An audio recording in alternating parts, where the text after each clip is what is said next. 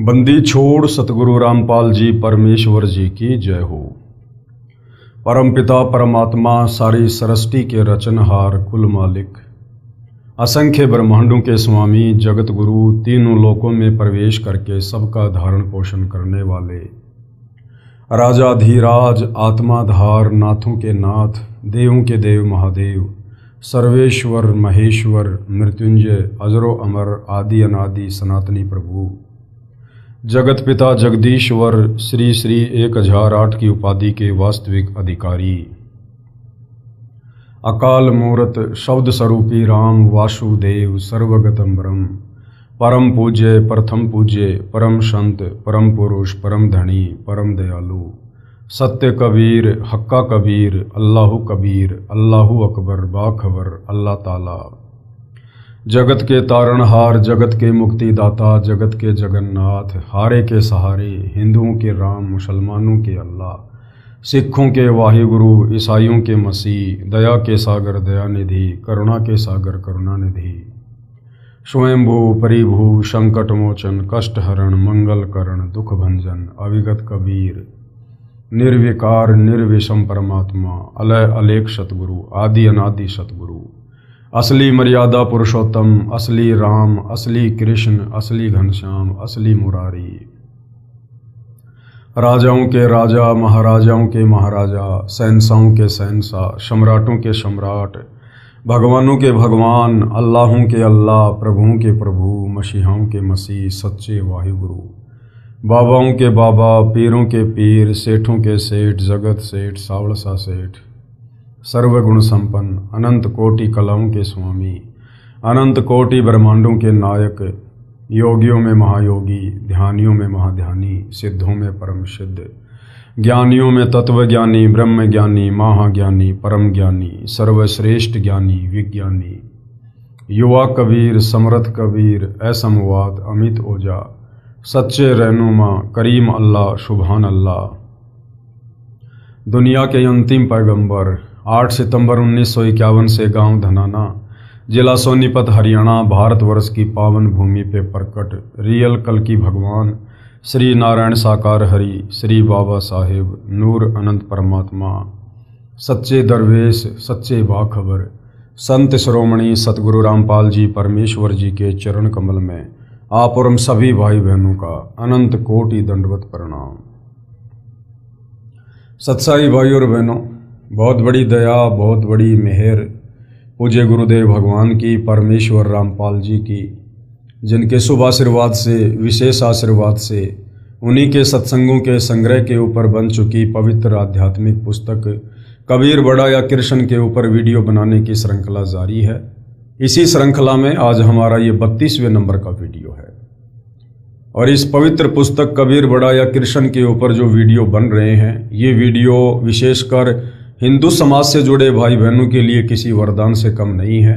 यदि आपने इन तमाम वीडियोज़ को या इस पवित्र पुस्तक को निष्पक्ष होकर, धैर्य के साथ, रुचि लेकर पूरा पढ़ लिया या वीडियो देख लिए तो ये पवित्र पुस्तक वास्तव में आपको ये बताएगी कि एक पूर्ण परमात्मा कौन है, जिस परमेश्वर की तलाश में युगों युगों से साधु संत महात्मा ऋषियों ने अपने घर परिवार, अपने शरीर तक की परवाह नहीं की, परंतु उस परमेश्वर की छाया के भी दर्शन नहीं कर पाए। ये पवित्र पुस्तक हमें बताएगी कि वो परमात्मा सहशरीर है, आकार में है, नर आकार में है, आप और हमारे जैसा है, क्योंकि उस परमेश्वर ने अपने ही रूप में हमें उत्पन्न किया है। तो भाई और बहनों, ये पवित्र पुस्तक चारों वेद, पवित्र गीता जी और 18 पुराणों के ज्ञान से पूरी तरह से परिपूर्ण है। यानी इन तमाम शास्त्रों का निष्कर्ष निकालकर इस पवित्र पुस्तक में परमेश्वर रामपाल जी के द्वारा डाला गया है। इस पुस्तक को यदि आपने ध्यान से, धैर्यपूर्वक पढ़ लिया, आपकी हर प्रकार की अध्यात्म को लेकर जो भी शंका है वो पूर्णतया समाप्त हो जाएगी। तो भाई और बहनों, हमारा जो विषय चल रहा है वो है जनता की अदालत। और जनता की अदालत में जज जनता को ही बनाया गया है, क्योंकि वर्तमान समय में जनता शिक्षित है। अपनी आंखों से अपने धर्म ग्रंथों को देख सकती है और निर्णय कर सकती है कि वास्तव में सही क्या है और गलत क्या है। और जो मुद्दा चल रहा है वो है कबीर बड़ा या कृष्ण, यानी सुप्रीम गॉड कौन है। तो हिंदू समाज के जितने भी धर्मगुरु आचार्य शंकराचार्य हैं, ये जनता की अदालत में श्री कृष्ण उर्फ विष्णु जी को पूर्ण परमात्मा बताते हुए उनकी पैरवी कर रहे हैं, उनके वकील के रूप में।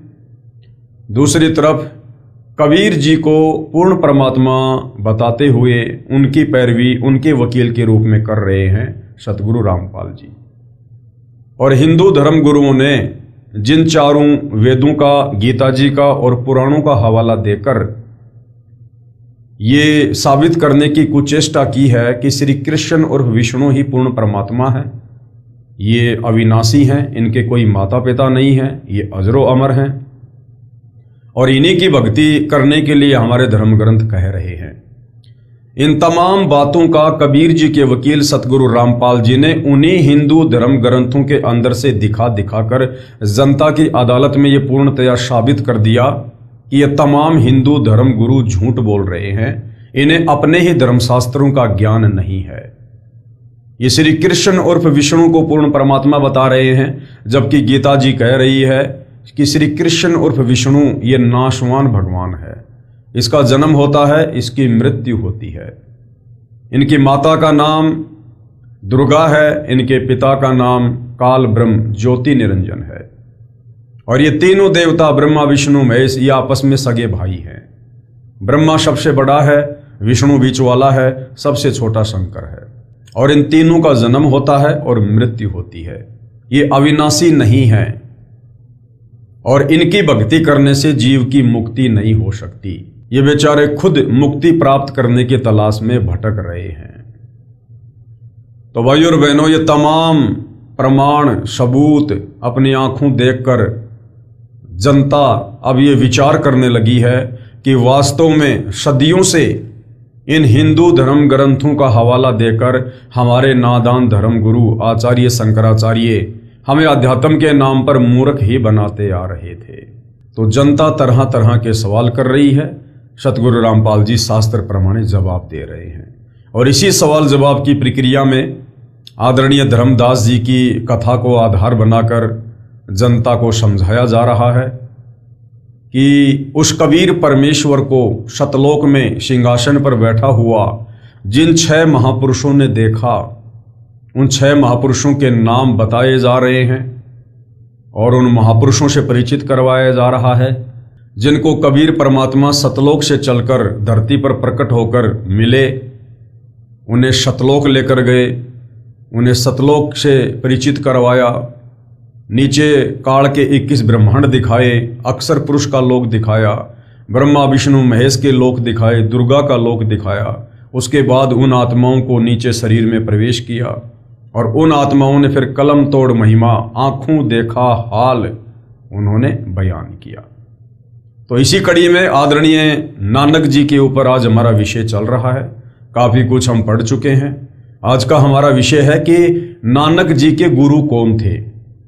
तो वैसे तो सतगुरु रामपाल जी ने क्लियर कर दिया गुरु ग्रंथ साहिब से कि नानक जी के गुरु आज से 650 साल पहले बनारस के काशी में जो कबीर परमात्मा धानक रूप में आए हुए थे, एक जुलाहे की भूमिका कर रहे थे, वे ही बेई नदी पर उनको मिले थे और उनके शरीर से आत्मा को निकालकर सचखंड लेकर गए थे और 3 दिन बाद उन्हें सर्व ब्रह्मांडों की स्थिति से परिचित करवाकर वापस उनके शरीर में छोड़ दिया था। लेकिन इस बात को लेकर सिख समाज में आज भी काफ़ी मतभेद है। तो सतगुरु रामपाल जी यही समझाने का प्रयास कर रहे हैं और प्रमाण दिखा रहे हैं कि वास्तव में नानक जी के गुरु परमेश्वर कबीर जी ही थे, जो उनको बेई नदी पर आकर मिले थे। श्री नानक जी का गुरु था अन्य प्रमाण, क्योंकि सिख समाज के जो भाई बहन हैं वो यही मानते हैं कि हमारे नानक जी का कोई गुरु नहीं था। तो सतगुरु रामपाल जी कह रहे हैं कि बिना गुरु के तो भक्ति शुरू ही नहीं होती है, बिना गुरु के तो कोई भक्ति कर ही नहीं सकता, अर्थात मोक्ष वाली भक्ति नहीं कर सकता। तो नानक जी के गुरु आदरणीय कबीर जी थे साखी कंधार देश की चली, जन्म साखी के पेज नंबर 470-471 पर। एक मुगल पठान ने पूछा कि आपका गुरु कौन है। नानक जी से एक मुगल पठान ने पूछा कि आपका गुरु कौन है। श्री नानक जी ने उत्तर दिया कि जिंदा पीर है, क्योंकि कबीर परमात्मा बेई नदी पर एक जिंदा महात्मा का रूप बनाकर आदरणीय नानक जी को मिले थे और शतलोक लेकर गए थे। वह परमेश्वर ही गुरु रूप में आया था, यानी 650 साल पहले कबीर जी गुरु रूप में ही आए थे। उसका शिष्य सारा जहान है, यानी वो जगत गुरु है। फिर साखी रुकनदीन काजी के साथ हुई, जन्म साखी के पेज नंबर 183 पर कुछ वाणी इस प्रकार है। नान के आखे रुकनदीन सच्चा सुनहूं जवाब, खालक आदम सिरजिया आलम बड़ा कबीर। साफ साफ कहा है नानक जी ने कि आलम बड़ा कबीर, यानी वो परमात्मा सबसे बड़ा है। कायम दायम कुदरती सिर पीरा दे पीर, और सजदे करे खुदाई नू आलम बड़गे कबीर। भावार्थ है, श्री नानक जी ने कहा है कि रुकनदीन काजी, जिस खुदा ने आदम जी की उत्पत्ति की वह बड़ा परमात्मा कबीर है। वह ही पृथ्वी पर सतगुरु की भूमिका करता है, जैसे आज वर्तमान में सतगुरु रामपाल जी के रूप में वही कबीर परमात्मा भूमिका कर रहे हैं। वह सिर पीरा दे पीर, यानी सब गुरुओं का सिरताज है, यानी संत शिरोमणि है, जगत गुरु है, सबसे उत्तम ज्ञान रखता है, वो तत्व ज्ञानी है।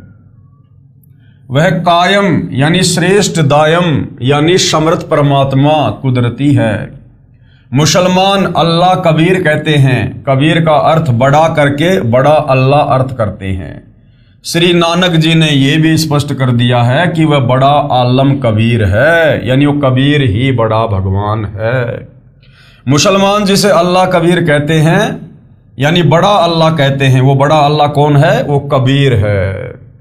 जन्म साखी में कबीर तथा बड़ा दोनों शब्द लिखे हैं, जिससे कबीर का अर्थ कबीर ही रहेगा तथा बड़ा शब्द भी रहेगा। इसलिए स्पष्ट हुआ कि बड़ा परमात्मा कबीर है। वह बड़ा आलम कबीर है जो धारणक रूप में काशी में लीला करके गया है, यानी 120 साल तक कबीर परमात्मा काशी से लीला करके फिर सन 1518 में मगर से सशरीर सतलोक को चले गए थे, जिसका प्रमाण श्री गुरु ग्रंथ साहिब जी के पेज नंबर 24, 731 और 731 पर पूर्व में लिख दिया है। उसमें स्पष्ट है तथा कबीर सागर पवित्र ग्रंथ भी भाई बालाजी ने जैसे प्रत्यक्ष सुना लिखा है, ऐसे ही धनी धर्मदास जी ने परमेश्वर कबीर जी से सुना ज्ञान लिखा है। अब ये पवित्र कबीर सागर में इस बात का कहां प्रमाण है कि नानक जी का गुरु था और वो गुरु कबीर जी था। विशेष विचार, पूरे गुरु ग्रंथ साहिब में कहीं प्रमाण नहीं है कि श्री नानक जी परमेश्वर कबीर जी के गुरु जी थे। जैसे गुरु ग्रंथ साहिब आदरणीय तथा प्रमाणित है, ऐसे ही पवित्र कबीर सागर भी आदरणीय तथा प्रमाणित सदग्रंथ है तथा श्री गुरु ग्रंथ साहिब से पहले का है। इसलिए तो सैकड़ों वाणी कबीर सागर सदग्रंथ से गुरु ग्रंथ साहिब में ली गई हैं, यानी सिखों के गुरु ग्रंथ साहिब में भी जो कबीर सागर है उससे वाणियां निकाल कर डाली गई है, यानी जो कबीर सागर है वो गुरु ग्रंथ साहिब से भी ज्यादा प्रमाणित है। पवित्र कबीर सागर में विस्तृत विवरण है नानक जी तथा परमेश्वर कबीर साहिब जी की वार्ता का, तथा श्री नानक जी के पूज्य गुरुदेव कबीर परमेश्वर जी थे। आगे पढ़िए। विशेष प्रमाण के लिए कबीर सागर सूक्ष्म वेद बोध यानी सूक्ष्म वेद बोध एक चैप्टर है, उसके पेज नंबर 158 से 159 से सहाबार यानी जो का त्यों। नानक शाह कीन्या तप भारी, सब विधि भई ज्ञान अधिकारी, और भक्ति भाव ताको समझिया, तापर सतगुरु कीन्यो दाया। जिंदा रूप धर्यो तब भाई, यानी कबीर परमात्मा कहते हैं कि धर्मदास फिर मैंने जिंदा महात्मा का रूप बनाया और हम पंजाब देश चली आई और बेई नदी पर जाकर परमात्मा प्रकट हो गए। अनहद बाणी कीऊ पुकारा, सुन के नानक दरस निहारा। सुन के अमर लोक की वाणी, जान परा निज समर्थ ज्ञानी। आवा पुरुष महागुरु ज्ञानी। नानक जी ने क्या कहा कि आओ महाज्ञानी महात्मा, अमर लोक की सुनी न बानी। मैंने तो कभी जिंदगी में पहले सचखंड की ऐसी बातें सुनी नहीं थी। अर्ज सुनो प्रभु जिंदा स्वामी, कहे अमर लोक रहा निज धामी। काहू न कहीं अमर निज बानी, धन्य कबीर परम गुरु ज्ञानी। ये नानक जी जिंदा बाबा के रूप में कबीर जी की महिमा कर रहे हैं। जब परमात्मा जिंदा रूप में मिले थे तो नानक जी उनकी महिमा कर रहे थे। कोई न पावे तुमरो भेदा, खोज थके ब्रह्मा चौवेदा। यानी चारों वेद और ब्रह्मा जी भी अपनी बरकस कोशिश कर चुके हैं, लेकिन हे कबीर अल्लाह, हे कबीर परमात्मा, तेरे सचखंड का और तेरी महिमा का वो भी पूरी तरह से निष्कर्ष नहीं निकाल पाए, नहीं जान पाए। फिर परमात्मा जी क्या बोले नानक जी को, नानक तुम बहुते तप कीन्या, यानी तूने मुझे प्राप्त करने के लिए बहुत ही भक्ति की है, तूने प्रयास किया है। और निरंकार बहुते दिन चीन्या, और ये जो निरंकार जिसको तुम कह रहे हो ना, काल ब्रह्म, जो वास्तव में साकार है लेकिन वो हर किसी के सामने नहीं आता, उसने प्रतिज्ञा कर रखी है। तूने उस निरंकार की, उस काल की, ब्रह्म की तूने बहुत साधना की है। निरंकार ते पुरुष निनारा, इस काल ब्रह्म से वो कबीर परमात्मा न्यारा है, अलग है। अजर दीप ताकि टकसारा, और कहाँ रहता है वो अजर दीप, यानी सतलोक में। पुरुष बिछो भयो तब जब ते, यानी जब से नानक जी तुम उस परमात्मा से बिछुड़े हो, यानी परमात्मा अपने आप को छुपा रहे थे जबकि खुद ही परमात्मा थे कबीर जी। तो कह रहे हैं कि जब से नानक जी तुम परमात्मा जी से बिछड़े हो, यानी तुम सतलोक से आए हो, काल कठिन मग रोक्यो तब ते, इस काल ने वापस जाने का रास्ता रोक रखा है। इत तब सरिस भक्ति नहीं हुई, क्योंकि परम पुरुष न भेटो कोई। जब ते हम ते बिछुड़े भाई, यानी जब से तुम सतलोक से हमारे से बिछुड़ के आए हो, 60,000 जन्म भगत तुम पाई। तुमने 60,000 मनुष्य जन्म तो बहुत ही अच्छी आत्मा के प्राप्त किए।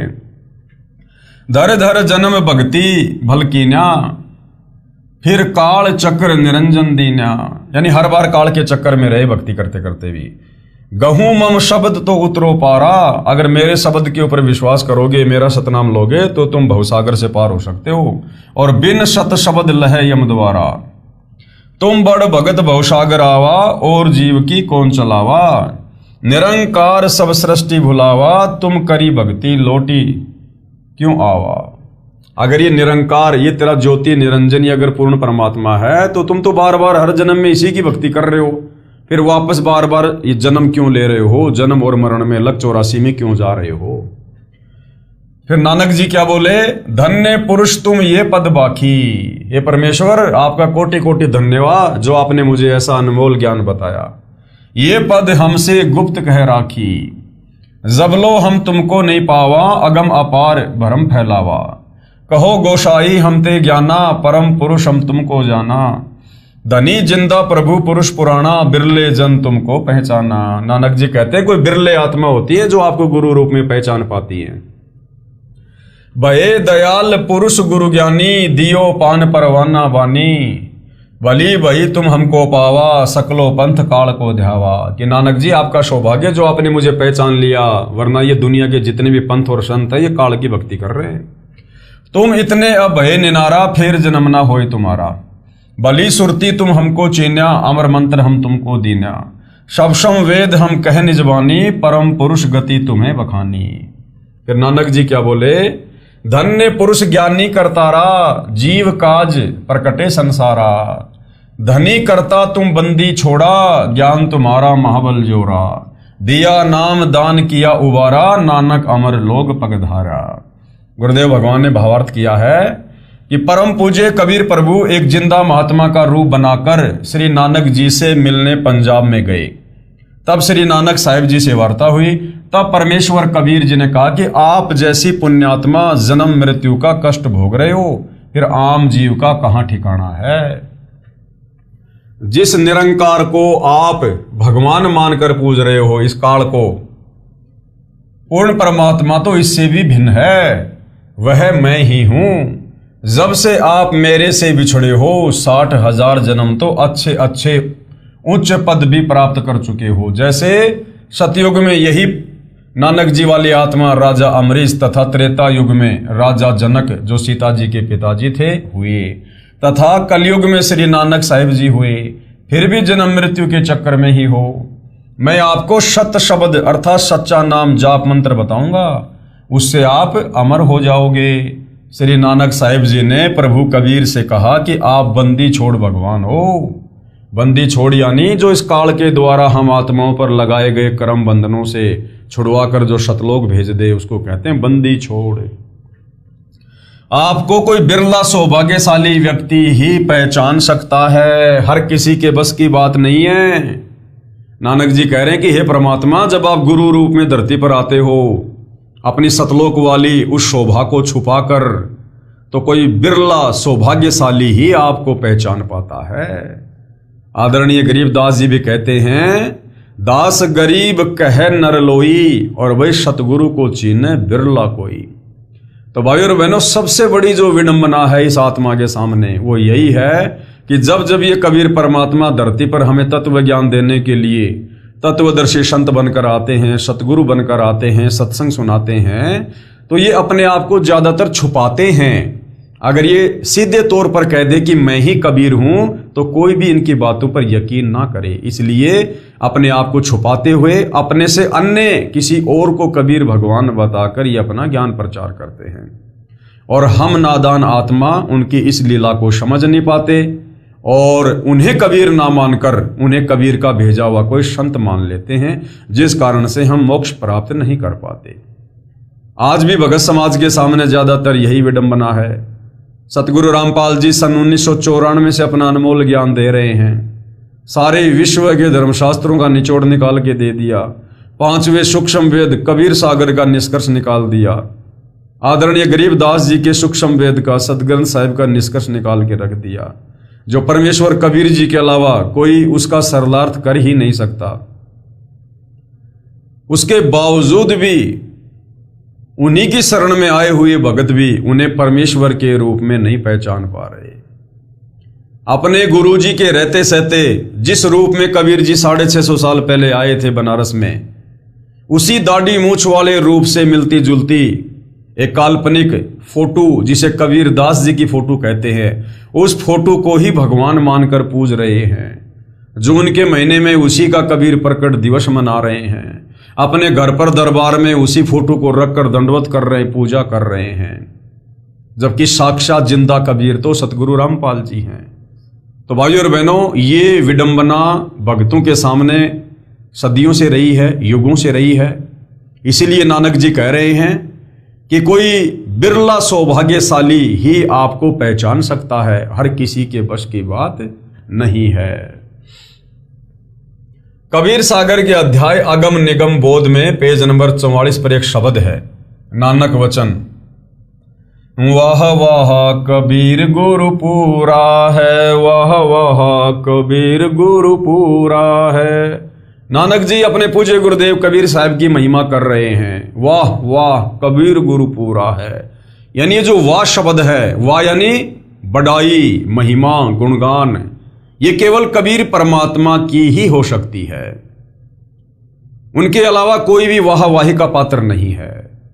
तो आज इस समय यदि इस पृथ्वी पर कोई वाहवाही का पात्र है, केवल सतगुरु रामपाल जी हैं, क्योंकि ये स्वयं कबीर परमेश्वर जी आए हुए हैं। वाह वाह कबीर गुरु पूरा है, वाह वाह कबीर गुरु पूरा है। पूरे गुरु की मैं बलि जावा, पूरे गुरु की मैं बलि जावा, जाका सकल जहूरा है, वाह वाह कबीर गुरु पूरा है, वाह वाह कबीर गुरु पूरा है। अधर दुलीच परे हैं गुरु के, अधर दुलीच परे हैं गुरु नन के, शिव ब्रह्मा जहाँ सूरा है, वाह वाह कबीर गुरु पूरा है। श्वेत ध्वजा फहरात गुरु नन की, श्वेत ध्वजा फहरात गुरु नन की, बाजत अनहद तूरा है, वह वह कबीर गुरु पूरा है। पूर्ण कबीर सकल घट धर से, पूर्ण कबीर सकल घट धर से, हरदम हाल जहूरा है, वह वह कबीर गुरु पूरा है। नाम कबीर जपै बड़ भागी, नाम कबीर जपै बड़ भागी, नानक चरण को धूरा है, वह वह कबीर गुरु पूरा है। यानी नानक जी कबीर जी के शिष्य थे और कह रहे हैं कि ये नानक तो कबीर जी के चरणों की धूल भी नहीं है एक प्रकार से। अर्थात श्री नानक जी के गुरु परमेश्वर कबीर जी थे। विशेष विवेचन, बाबा नानक जी ने उस कबीर जुलाही यानी धानक काशी वाले को शतलोक यानी सचखंड में आंखों देखा तथा फिर काशी में धानक यानी जुलाहे का कार्य करते हुए तथा बताया कि वही धानक रूप जुलाहा शतलोक में सत्य पुरुष रूप में भी रहता है तथा यहां भी वही है। आदरणीय श्री नानक साहिब जी का आविर्भाव यानी जन्म सन 1469 तथा शतलोकवास सन 1539। पवित्र पुस्तक जीवनी 10 गुरु साहिबान। आदरणीय कबीर साहिब जी धानक रूप में मृत मंडल में सन 1398 में सहशरीर प्रकट हुए तथा सहशरीर शतलोक गमन सन 1518 में पवित्र कबीर सागर में लिखा हुआ है। यानी दोनों महापुरुष यानी आदरणीय नानक जी और कबीर परमात्मा जी 49 वर्ष तक समकालीन रहे। श्री गुरु नानक साहिब जी का जन्म पवित्र हिंदू धर्म में हुआ था। परमात्मा प्राप्ति के बाद कहा कि न कोई हिंदू न मुसलमाना, अर्थात अज्ञानतावश दो धर्म बना बैठे, सर्व एक परमात्मा सत्य पुरुष के बच्चे हैं। श्री नानक देव जी ने कोई धर्म नहीं बनाया बल्कि धर्म की बनावटी जंजीरों से मानव को मुक्त किया तथा शिष्य परंपरा चलाई थी। जैसे गुरुदेव से नाम दीक्षा लेने वाले भक्तों को शिष्य बोला जाता है, उन्हें पंजाबी भाषा में सिख कहने लगे। जैसे आज इस दास के लाखों शिष्य हैं, परंतु ये धर्म नहीं है, सर्व पवित्र धर्मों की पुण्यात्माएं आत्म कल्याण करवा रही हैं। यदि आने वाले समय में कोई धर्म बना बैठे तो वह दुर्भाग्य ही होगा। भेदभाव तथा संघर्ष की नई दीवार ही बनेगी, परंतु लाभ कुछ नहीं होगा। यानी सिख कोई धर्म नहीं है, ना नानक जी ने कोई सिख धर्म बनाया था। नानक जी ने केवल अपना ज्ञान दिया जो कबीर परमात्मा से उन्होंने प्राप्त किया, और उनसे जो उपदेश प्राप्त करता था पंजाबी भाषा में उनको सिख कहते हैं। तो नानक जी के सतलोक जाने के बाद आगे चलकर फिर यह परंपरा बन गई और लोगों ने फिर सिख को एक धर्म के रूप में स्थापित कर दिया, जो आज आप देख रहे हैं। आगे गवाह नंबर 6, जिन्होंने कबीर जी को सतलोक में देखा, कबीर परमात्मा जिनको सतलोक लेकर गए, अपने सतलोक से परिचित करवाया, 21 ब्रह्मांड की स्थिति से परिचित करवाया, और फिर उस आत्मा ने भी उस कबीर परमेश्वर की महिमा का कलम तोड़ बखान किया, गुणगान किया। वो हैं संत घीसा दास जी, गांव खेकड़ा, जिला बागपत, उत्तर प्रदेश, भारत वाले। इनको 6 वर्ष की उम्र में कबीर परमेश्वर जी मिले थे। पूरा गांव खेकड़ा गवाह है। संत घीसा जी ने बताया कि मैंने परमेश्वर कबीर जी के साथ ऊपर सतलोक में जाकर देखा था। जो काशी में जुलाहे का कार्य करता था वह पूर्ण परमात्मा है, सारी सृष्टि का सर्जन करता है, असंख्य ब्रह्मांडों का मालिक है। पुस्तक विस्तार को मद्देनजर रखते हुए अधिक विस्तार नहीं कर रहा हूं। अधिक जानकारी के लिए www.jagatgururampalji.org से खोलकर अधिक ज्ञान ग्रहण कर सकते हैं। यानी जनता की अदालत में सतगुरु रामपाल जी ने उन 6 महापुरुषों की जीवनी को दिखा दिया, पढ़ा दिया, उन महापुरुषों के जीवन से परिचित करवा दिया, जिन महापुरुषों को कबीर परमात्मा सतलोक से चलकर गति करके सहशरीर धरती पर प्रकट होकर मिले, उनको नाम उपदेश दिया, उनकी आत्मा को शरीर से निकालकर सतलोक लेकर गए, सतलोक से परिचित करवाया, 21 ब्रह्मांड की स्थिति से परिचित करवाया, अक्षर पुरुष के 7 संग ब्रह्मांड दिखाए और उन आत्माओं का ज्ञान योग खोला। उन आत्माओं ने फिर धरती पर आकर अपने कबीर परमात्मा के सतलोक की कलम तोड़ महिमा की।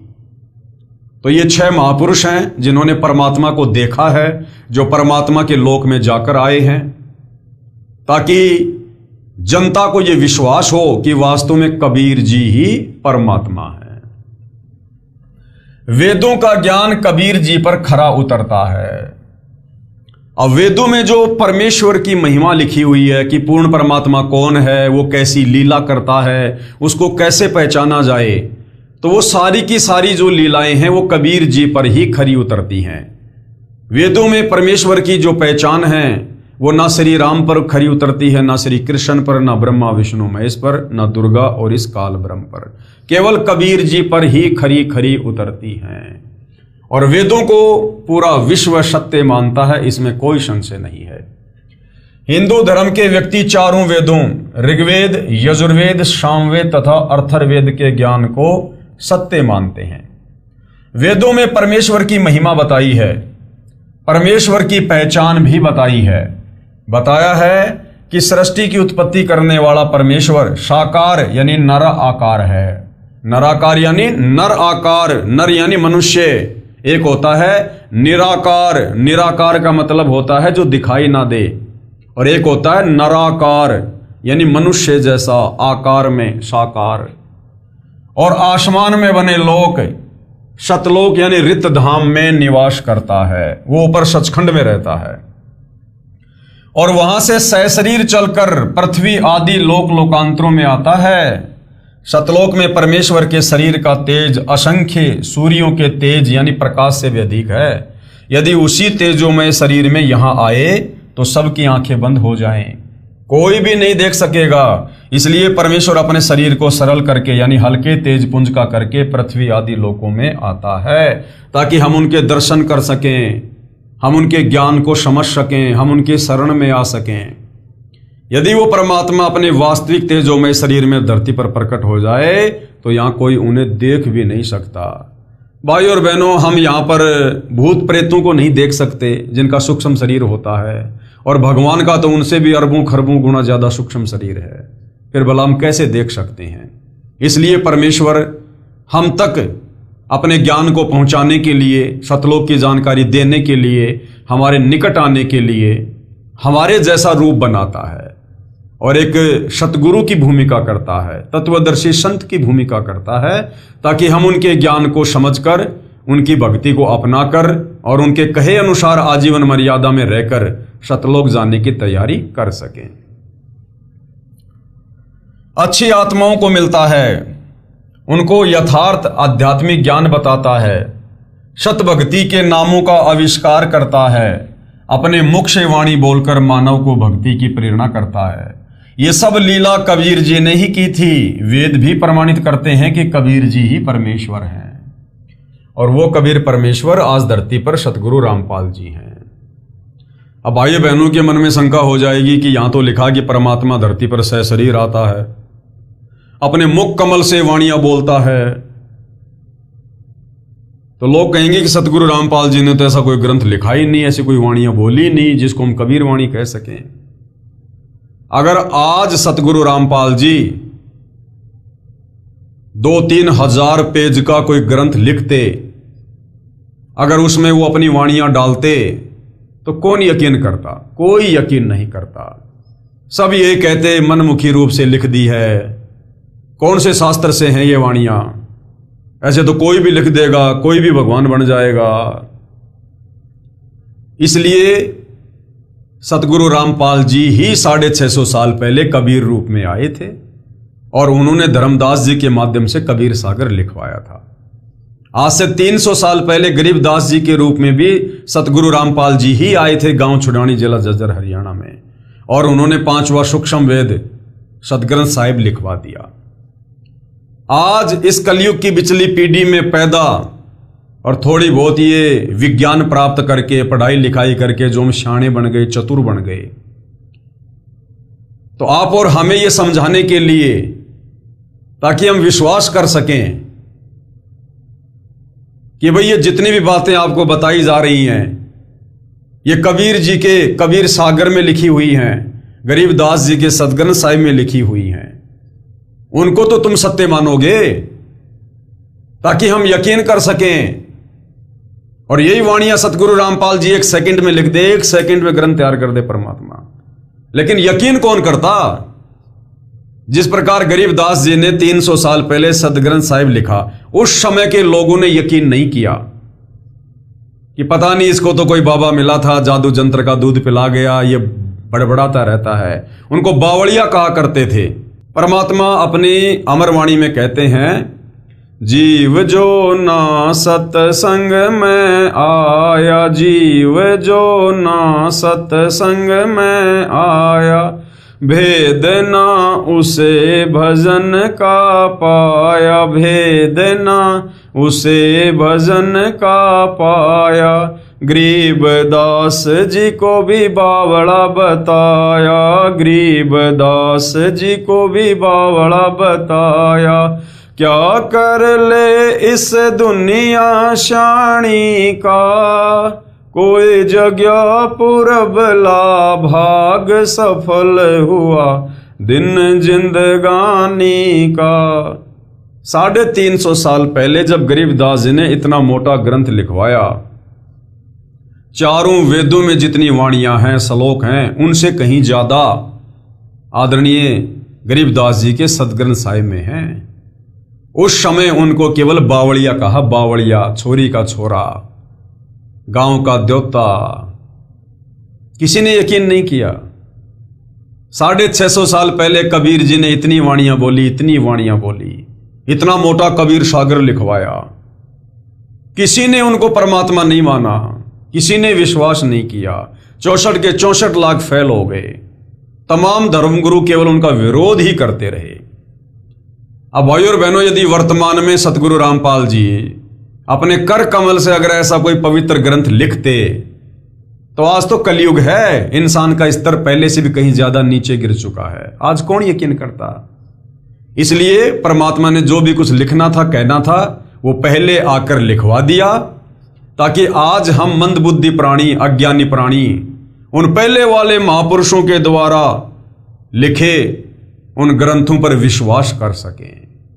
इसलिए सतगुरु रामपाल जी ने वर्तमान में कोई नया ग्रंथ नहीं लिखा। तो यह क्या लिखा है कि अपने मुख कमल से वाणी बोलकर मानव को भक्ति की प्रेरणा करता है। तो वर्तमान में सतगुरु रामपाल जी जिन सदग्रंथों का हवाला दे रहे हैं ना, ये उस समय उन्हीं के मुख कमल से बोली गई वाणियां हैं, वो कबीर वाणियां, जिनका हवाला देकर आज हमें सत्संग करके भक्ति करने की प्रेरणा दे रहे हैं। वेदों से जानते हैं परम अक्षर ब्रह्म कौन है। परम अक्षर ब्रह्म यानी पूर्ण परमात्मा, सारी सृष्टि का मालिक, सबसे बड़ा भगवान कौन है।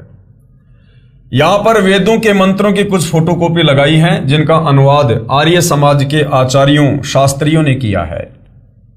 कुछ ठीक है, कुछ गलत है, परंतु सत्य फिर भी स्पष्ट है। वेद मंत्रों में कहा है कि सृष्टि का उत्पत्ति करता परम अक्षर ब्रह्म यानी सत्य पुरुष है। आकाश में बने सनातन परम धाम यानी सतलोक में निवास करता है। वेदों में सतलोक को रित धाम कहा है। एक सिंहासन पर विराजमान है। अब भैया, जो सिंहासन पर विराजमान होगा वो निराकार कैसे होगा? निराकार का क्या सिंहासन पर बैठेगा? किसने देखा उसको? जो निराकारी है उसको सिंहासन पर बैठा हुआ फिर देख कौन सकता है?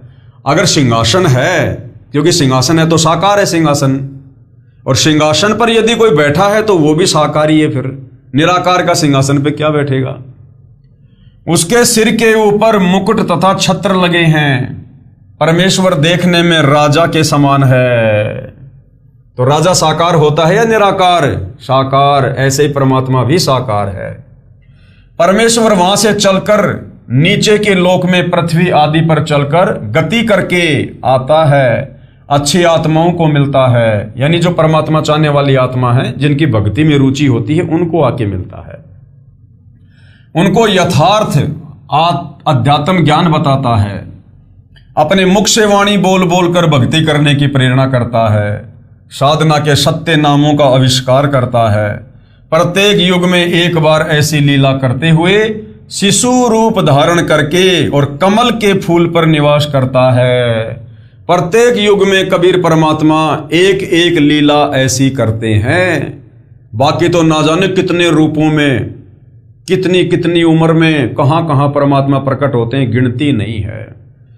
परंतु अपनी पहचान करवाने के लिए परमात्मा जी प्रत्येक युग में एक बार एक पूरा लीलामय जीवन यहां जीकर जाते हैं। जैसे 650 साल पहले परमात्मा जी सन 1398 में सुबह सुबह ब्रह्म मुहूर्त के समय सतलोक से चलकर गति करके सशरीर एक शिशु रूप बनाकर लहरतारा तालाब में विकसित कमल के फूल पर प्रकट हो गए। वहां से नीरू नीमा उनको उठाकर ले आए और अपने बेटे की तरह उनका पालन पोषण किया। और परमेश्वर की जो परवरिश की लीला थी वो कवारी गाय के दूध से हुई।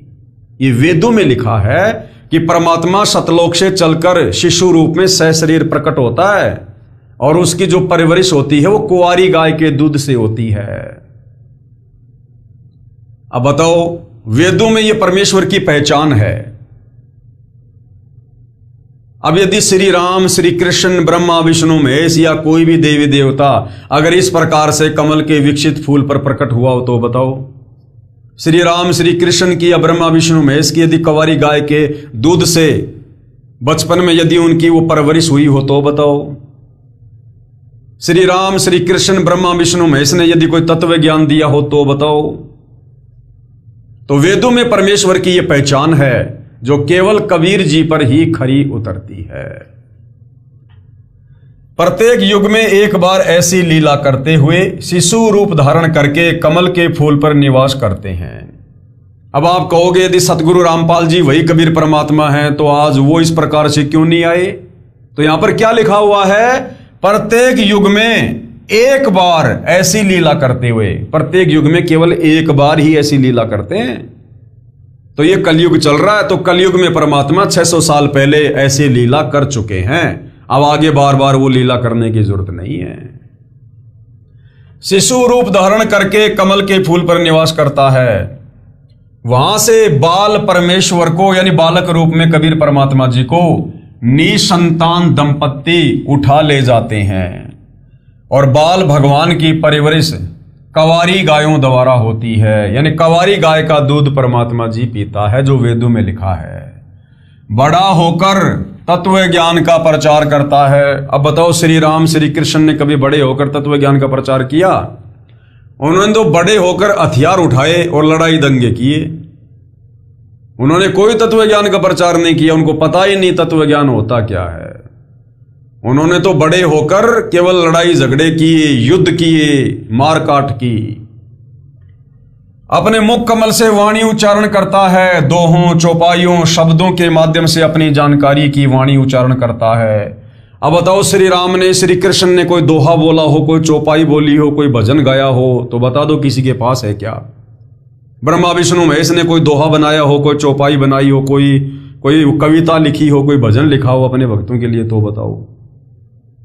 तो वेदों में जो पहचान है वो कबीर परमेश्वर के ऊपर ही खरी उतरती है, जिसको कबीर गिरभी अर्थात कबीर वाणी कहा जाता है तथा इसी कारण से प्रसिद्ध कवि की पदवी भी प्राप्त करता है। वो कबीर परमात्मा अपनी वाणियों को दोहों में, लोकोक्तियों में, चौपाइयों में, इनके माध्यम से जब वो प्रचारित करता है तो उनको प्रसिद्ध कवि कहा जाने लगता है। तो वेदों में परमेश्वर जी को कवि कहा गया है। कवि यानी कबीर भगवान, कबीर देव, कबीर अग्नि, यानी उसको कवि कहा जाता है। जिस पर वेदों में कहे लक्षण खरे उतरते हैं, वही सृष्टि का उत्पत्ति करता तथा सबका धारण पोषण करता है, अन्य नहीं हो सकता। ये लक्षण केवल कबीर जुलाहे काशी वाले पर खरे उतरते हैं। इसलिए परम अक्षर ब्रह्म कबीर जी हैं। इन वेद मंत्रों के बाद चारों युगों में परमेश्वर कबीर जी का लीला करने आने का संक्षिप्त वर्णन है। उसे पढ़कर जान जाओगे कि वेदों में कबीर परमेश्वर जी का वर्णन है। कबीर परमेश्वर जी ने भी कहा है 650 साल पहले, 120 साल तक उन्होंने अपने तत्व ज्ञान का प्रचार किया। और क्या कहा कबीर परमात्मा जी ने? वेद मेरा भेद है, यानी इन चारों वेदों में मेरी जानकारी है। मैं ना वेदन के माही, लेकिन मुझे मुझे प्राप्त करने का जो भक्ति मार्ग है वो इन चारों वेदों में नहीं है, केवल मेरी जानकारी है। और जौन वेद से मैं मिलूं और जिस वेद से मैं प्राप्त हूं, यानी सतलोक की प्राप्ति हो, वो ये चार वेद जानते नहीं। वो जानकारी इन चारों वेदों में नहीं, वो तो सूक्ष्म वेद में है। अर्थात कबीर जी ने स्पष्ट किया है कि चारों वेद मेरी महिमा बताते हैं, परंतु इन वेदों में मेरी प्राप्ति की भक्ति विधि नहीं, क्योंकि काल ब्रह्म ने वह यथार्थ भक्ति के मंत्र निकाल दिए थे। मेरी प्राप्ति का ज्ञान जिस सूक्ष्म वेद में है, उसका ज्ञान वेदों में अंकित नहीं है। कृपया पढ़िए वेद मंत्रों की फोटोकॉपी, तथा यहां सतगुरु रामपाल जी अपना नाम लिख रहे हैं कि दास रामपाल दास के द्वारा किया गया विश्लेषण। इनके बाद परमेश्वर कबीर जी का चारों युगों में सतलोक सिंहासन से गति करके आने का प्रकरण है।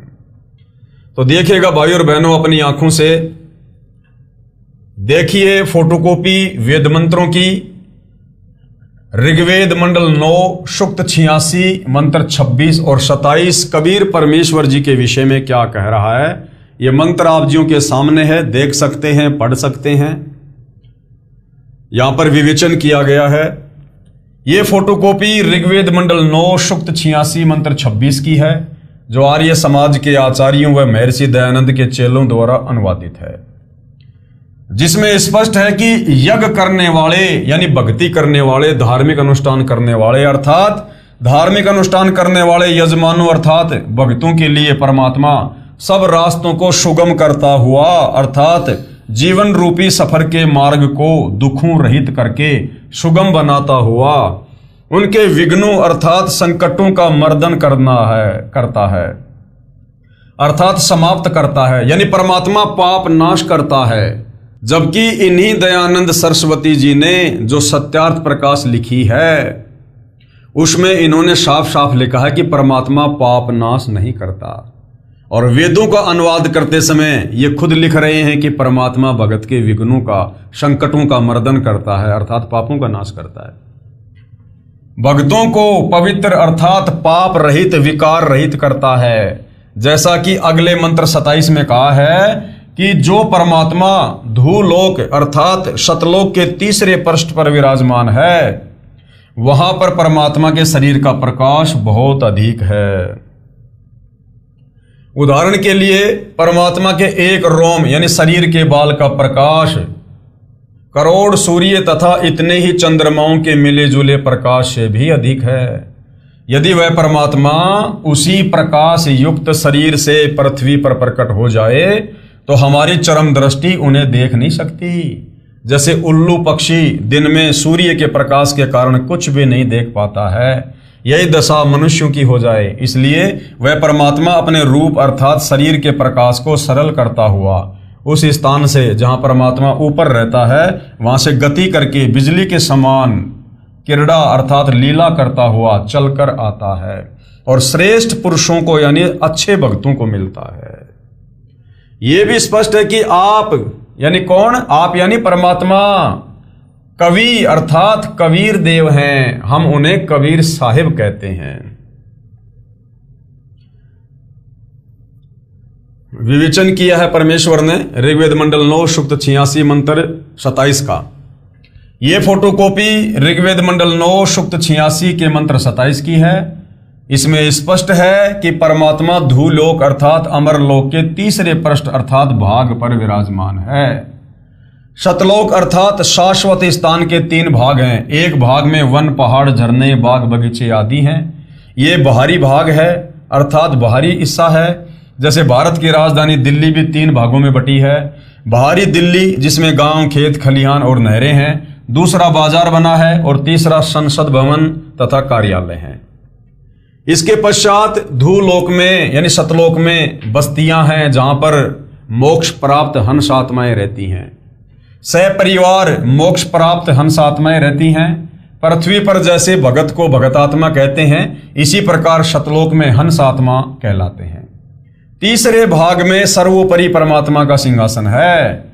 उसके आसपास केवल नर आत्माएं रहती हैं। वहां स्त्री पुरुष का जोड़ा नहीं है। वे यदि अपना परिवार चाहते हैं तो शब्द यानी वचन से केवल पुत्र उत्पन्न कर सकते हैं। इस प्रकार शाश्वत स्थान अर्थात सतलोक 3 भागों में परमात्मा ने बांट रखा है। वहां यानी सतलोक में प्रत्येक स्थान पर रहने वालों में वृद्ध अवस्था नहीं है, यानी वहां बुढ़ापा नहीं है, वहां मृत्यु नहीं है। इसलिए गीता अध्याय 7 श्लोक 29 में कहा है कि जो जरा यानी बुढ़ापा अर्थात वृद्ध अवस्था तथा मरण अर्थात मृत्यु से छूटने का प्रयत्न करते हैं, वे तत् ब्रह्म अर्थात परम अक्षर ब्रह्म को जानते हैं। सतलोक में सत्य पुरुष रहता है, वहां पर जरा मरण नहीं है, बच्चे युवा होकर सदा युवा ही रहते हैं। प्रमाण ऋग्वेद मंडल 9 सूक्त 82 मंत्र 1 और 2 आप जियों के सामने है, देख सकते हैं। और अब नीचे इसका विवेचन किया जाएगा परमेश्वर रामपाल जी के द्वारा। विवेचन, ऊपर ऋग्वेद मंडल 9 सूक्त 82 मंत्र 1 और 2 की फोटोकॉपी है। ये अनुवाद महर्षि दयानंद जी के दिशा निर्देश से उन्हीं के चेलों ने किया है और सार्वदेशिक आर्य प्रतिनिधि सभा दिल्ली से प्रकाशित है। यानी कोई ये ना सोचे कि भाई सतगुरु रामपाल जी ने अपनी तरफ से लिख दिया होगा, हमें मूर्ख बना रहे होंगे। जिनको हम वेदों का प्रकांड विद्वान समझा करते थे, तत्व ज्ञान ना होने के चलते उन्हीं महर्षि दयानंद के चेलों द्वारा ये अनुवाद किया गया है। इसमें स्पष्ट है कि मंत्र 1 में कहा है सर्व यानी सब की उत्पत्ति करने वाला, जितनी भी आत्माएं सृष्टि में हैं, ब्रह्मा विष्णु महेश भी आत्मा है, काल ब्रह्म और दुर्गा भी आत्मा है, अक्षर पुरुष भी हैं। सतलोक में हमारे जो 16 जो बड़े भाई हैं वो भी आत्मा ही हैं। एक परमात्मा कबीर जी को छोड़कर बाकी सब जीव हैं, आत्मा हैं। तो सबकी उत्पत्ति करने वाला परमात्मा तेजो में शरीर युक्त है, पापों को नाश करने वाला और सुखों की वर्षा करने वाला अर्थात सुखों की झड़ी लगाने वाला है। वह ऊपर सतलोक में सिंहासन पर बैठा है जो देखने में राजा के समान है, अर्थात साकार है, भगवान दिखाई देता है। लेकिन तत्व ज्ञान के अभाव में हमारे नादान धर्म गुरु सदियों से हमें वो भक्ति विधि नहीं बता पाए जिस भक्ति विधि को अपनाकर हम परमात्मा के दर्शन कर सकते थे। वो भक्ति विधि ना होने से आत्माओं ने ये प्रयास तो बहुत किया, चारों वेदों को पढ़ा और निष्कर्ष निकाल लिया कि ये जो ओम मंत्र है ये पूर्ण परमात्मा का है, जबकि वो ओम मंत्र इस काल ब्रह्म का है। और उन आत्माओं ने जी जान से ओम मंत्र की साधना की और तप किए परमात्मा की प्राप्ति के लिए, उनको देखने के लिए, दर्शन करने के लिए। लेकिन उनको तत्व ज्ञान नहीं था, जिस कारण से वो सृष्टि रचना से अपरिचित थे और उन्हें इस बात का नहीं पता था कि ओम मंत्र जिस काल ब्रह्म का है उसने सौगंध खा रखी है कि मैं किसी भी प्रकार के जप से, तप से, दान से, धर्म से, अनुष्ठान से मैं किसी को भी अपने वास्तविक ब्रह्म रूप में, काल रूप में दर्शन नहीं दूंगा। और इतने प्रयासों के बाद जब उसके दर्शन नहीं हुए तो अंत में हमारे उन्हें साधु संत महात्मा ऋषियों ने अपना अनुभव समाज के सामने रख दिया कि परमात्मा तो निराकार है। और ये काल उनको भ्रमित करने के लिए जो है ज्योत के दर्शन करवा दिया करता था। तो उन महात्माओं ने सोच लिया कि ये जो झिलमिल झिलमिल जो ये ज्योतियां चमकती हैं, हम जब ध्यान लगाते हैं तो ये जो हजारों जो ज्योतियां दिखाई देती हैं, बस यही उस ब्रह्म का रूप है। और वही आधा अधूरा ज्ञान, शास्त्र विरुद्ध ज्ञान उन महात्माओं ने अपने द्वारा लिखी अनुभव की पुस्तकों में लिख दिया, जिनको पुराणों की संज्ञा दी जाती है। और आम आदमी ने यह विश्वास कर लिया कि इनसे बड़ा ज्ञानी और कौन हो सकता है, इन्होंने तो वेद पढ़े हैं, ये जो बता रहे हैं सही बता रहे होंगे। इस आधार से भाई और बहनों परमात्मा को सर्व समाज ने निराकार मान लिया। परंतु वेद कह रहे हैं कि परमात्मा साकार है, सहशरीर है, वो धरती पर चलकर आता है, एक मनुष्य के बच्चे के रूप में लीला करता है, हमें ज्ञान देता है। और आज यदि धरती पर वो कबीर भगवान देखना है तो सतगुरु रामपाल जी के रूप में धरती पर सहशरीर प्रकट है। 650 साल पहले भी परमात्मा कबीर जी इसी प्रकार से आए थे। द्वापर में भी ऐसे आए थे, त्रेता और सतयुग में भी ऐसे आए थे। और भगवान के कोई सींग थोड़ी होते हैं कि भगवान सींग लगा के आएगा या कोई पूंछ लगा के आएगा तब हम पहचानेंगे कि हाँ ये भगवान है। इंसानों को समझाने के लिए इंसान ही बनकर आता है भगवान। बाकी वो तो समर्थ है, सर्व सिद्धियों का स्वामी है, जिसने 184 योनियां बनाई हैं। वो तो प्रत्येक जीव का रूप धारण कर सकता है। 184 तो छोड़ो, वो परमात्मा तो इतना सक्षम है, वो तो अरबों खरबों नील शंख पदम ना जाने कितने जीव तरह तरह के भिन्न भिन्न उत्पन्न कर दे, जो एक दूसरे से मेल भी ना खाएं। आज इस पृथ्वी पर लगभग 8.5 अरब के आसपास मानव शरीरधारी स्त्री या पुरुषों की संख्या है। क्या किसी का भी आपस में चेहरा मेल खाता है? किसी का भी चेहरा आपको हूबहू नहीं मिलेगा, जबकि सब मां के गर्भ से जन्म लेकर आते हैं। सबको पैदा करने वाली फैक्ट्री एक ही है, सबका साचा एक ही है, मां का गर्भ, लेकिन चेहरे सबके अलग अलग है। और गुरुदेव ने बताया कि प्रत्येक व्यक्ति का चेहरा उसके जीवन में 4 बार बदलता है। एक जब वो पैदा होता है तब, एक जब वो 10-12 साल का होता है, एक जब वो युवा होता है, और फिर बुढ़ापा। 4 बार हर व्यक्ति अपने जीवन में अपने चेहरे बदलता है, और किसी व्यक्ति का चेहरा किसी से नहीं मिलता, जबकि सबका जन्म मां के गर्भ से होता है। फैक्ट्री एक ही है, साचा एक ही है, लेकिन चेहरे सबके अलग अलग, सबके फिंगरप्रिंट अलग अलग, सबकी आंखों का रेटिना अलग अलग है। यह है उस परमेश्वर की कारीगरी। तो भाइयों और बहनों, वो कबीर परमात्मा आज धरती पर सतगुरु रामपाल जी के रूप में प्रकट हैं। यही प्रमाण सूक्ष्म वेद में है। अरश कुरुश पर सफेद गुमट है, जहां परमेश्वर जी का डेरा, और श्वेत छत्र सिर मुकुट विराजे, देखत ना उस चेहरे नु। यही प्रमाण बाइबल ग्रंथ तथा कुरान शरीफ में भी है कि परमात्मा ने 6 दिन में सृष्टि रची और 7वें दिन ऊपर आकाश में तकत सिंहासन पर जा विराजा। इस काल के 21 ब्रह्मांड वाली सृष्टि परमात्मा ने 6 दिन में रची। हालांकि वो परमात्मा चाहते तो 6 सेकंड का भी काम नहीं उनके लिए, 6 सेकंड का भी, लेकिन ये परमेश्वर की अपनी मौज है, वो किस प्रकार की लीला करते हैं। अन्यथा वो परमात्मा एक चुटकी बजाने जितनी देर में सृष्टि को खत्म कर दे, और चुटकी बजाते ही परमात्मा फिर से नया निर्माण कर दे। एज इट इज गांव, नगर, बिल्डिंगें, नहरें, रोडें, इंसान, पेड़, झरने, सब कुछ एज इट इज, और किसी को पता भी ना चले कि एक पल में सृष्टि नष्ट हो चुकी थी और अगले पल परमात्मा ने वैसी नई बना दी। तो ये वो समर्थ परमात्मा है। तो इस काल के 21 ब्रह्मांड वाली सृष्टि परमात्मा ने 6 दिन में रची, और 7वें दिन सतलोक में बने अपने सिंहासन पर जा विराजा। कहां प्रमाण है बाइबल में? बाइबल के उत्पत्ति ग्रंथ 2 और उसके श्लोक 26 से 30 तथा कुरान शरीफ की सूरत फुरकानी 25 आयत नंबर 52 से 59 में है।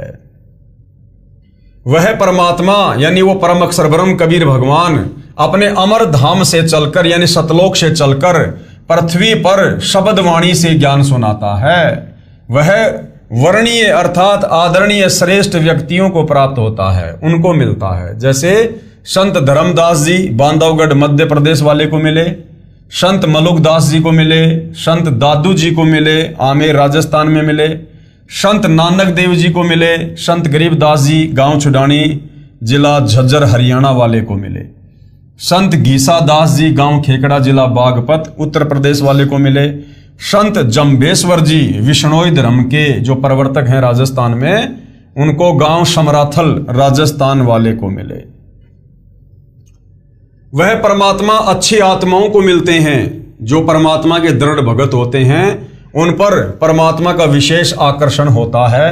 उदाहरण भी बताया है कि जैसे विद्युत अर्थात जो आकाशीय जो बिजली होती है, आकाशीय बिजली शनै वाले स्थानों को आधार बनाकर गिरती है। जैसे कांसी धातु पर बिजली गिरती है। पहले कांसी धातु के कटोरे, गिलास, थाली, बेले आदि आदि होते थे और बरसात के समय तुरंत उठाकर घर के अंदर रखा करते थे। वरद कहते थे कि काशी के बर्तन पर बिजली अमूमन गिरती है। इसी प्रकार परमात्मा अपने प्रिय भक्तों पर आकर्षित होकर मिलते हैं। मंत्र नंबर 2 में तो यह भी स्पष्ट किया है कि परमात्मा उन अच्छी आत्माओं को उपदेश करने की इच्छा से, यानी उनको ज्ञान समझाने की इच्छा से, नाम दीक्षा देने की इच्छा से स्वयं महापुरुषों को मिलते हैं। उपदेश का भावार्थ है कि परमात्मा तत्व ज्ञान बताकर उनको दीक्षा भी देते हैं। उनके सतगुरु भी स्वयं परमात्मा होते हैं। यह भी स्पष्ट किया है कि परमात्मा अत्यंत गतिशील पदार्थ अर्थात बिजली के समान तीव्रगामी होकर हमारे धार्मिक अनुष्ठानों में आप पहुंचते हैं। आप जी ने पीछे पढ़ा कि संत धर्मदास को परमात्मा ने यही कहा था कि मैं वहां पर अवश्य जाता हूं जहां धार्मिक अनुष्ठान होते हैं, क्योंकि मेरी अनुपस्थिति में काल कुछ भी उपद्रव कर देता है जिससे साधकों की आस्था परमात्मा से छूट जाती है। मेरे रहते वह ऐसी गड़बड़ नहीं कर सकता।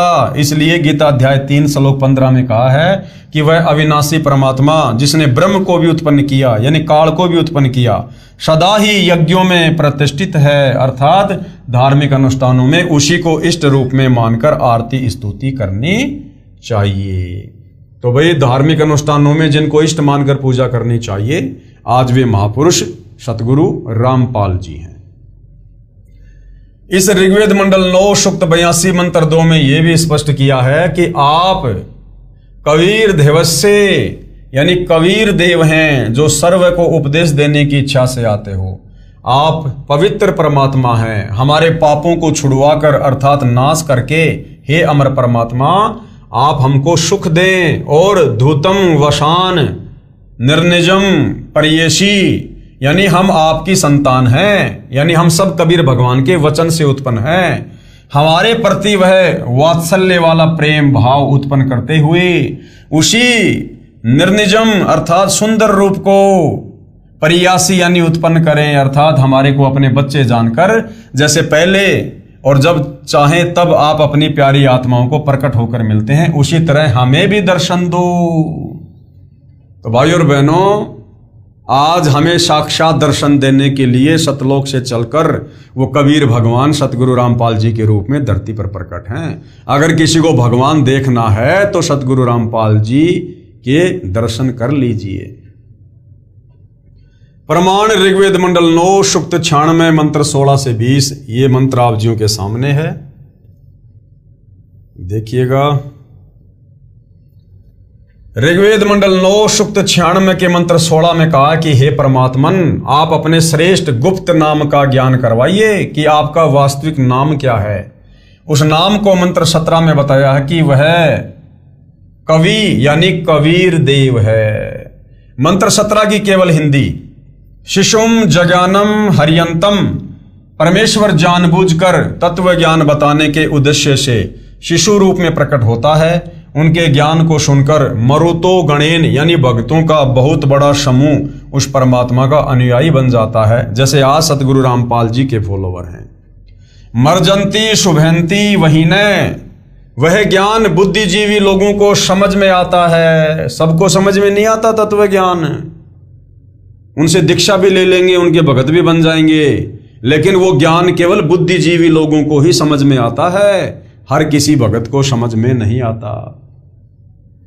वे उस परमेश्वर की स्तुति भक्ति तत्व ज्ञान के आधार से करते हैं, यानी गुरु को ही परमात्मा मानकर उनको भोग लगाना, उनकी आरती उतारना, उन्हें अपना इष्ट मानकर उनकी पूजा करना, वो बुद्धिजीवी भगत करते हैं। वह भक्ति वही ने यानी शीघ्र लाभ देने वाली होती है। वह परमात्मा अपने तत्व ज्ञान को काव्यना यानी कवित्व से अर्थात कवियों की तरह दोहों शब्दों लोकोक्तियों चौपाइयों द्वारा, कबीर गिरवी यानी कबीर वाणी द्वारा अर्थात कबीर वाणी द्वारा, पवित्रम अतिरेभन यानी शुद्ध ज्ञान को ऊंचे स्वर में गरज गरज कर बोलते हैं। जैसे आज सतगुरु रामपाल जी इंटरनेशनल टीवी चैनलों पर गरज गरज कर इस तत्व ज्ञान का प्रचार कर रहे हैं, सर्वधर्म शास्त्रों का निष्कर्ष निकाल कर दिखा रहे हैं कि ब्रह्मा विष्णु महेश को भी तत्व ज्ञान नहीं है। बाकी आचार्य शंकराचार्य पोप पादरी मुल्ला मौलवी तो छोड़ दो, बहुत दूर की बात है। तो इसी प्रकार वो कबीर परमात्मा जब भी धरती पर आता है अपने तत्व ज्ञान का गरज गरज कर प्रचार करता है।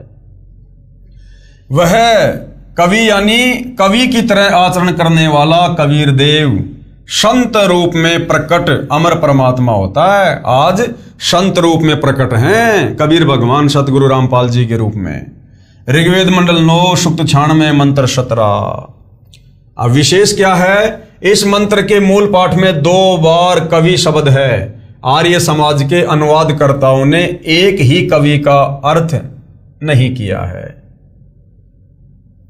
क्यों नहीं किया? क्योंकि इनकी पोल पट्टी खुल जाती, क्योंकि इस मंत्र में परमात्मा जी ने अपना नाम बताया है, कवि, कबीर देव। विवेचन यह ऋग्वेद मंडल 9 सूक्त 96 मंत्र 18 की फोटोकॉपी है, जिसका अनुवाद महर्षि दयानंद जी के अनुयायियों ने किया है। सार्वदेशिक आर्य प्रतिनिधि सभा दिल्ली द्वारा अनुवादित है। इस पर विवेचन करते हैं। इसके अनुवाद में भी बहुत सी गलतियां हैं जो आर्य समाज के आचार्यों ने की हैं, क्योंकि उनको तत्व ज्ञान नहीं था। हम संस्कृत भी समझ सकते हैं। विवेचन करता हूं तथा यथार्थ अनुवाद व भावार्थ स्पष्ट करता हूं। मंत्र 17 में कहा है कि ऋषि या संत रूप में प्रकट होकर परमात्मा अमृतवाणी अपने मुख कमल से बोलता है और उस ज्ञान को समझकर अनेकों अनुयायियों का समूह बन जाता है।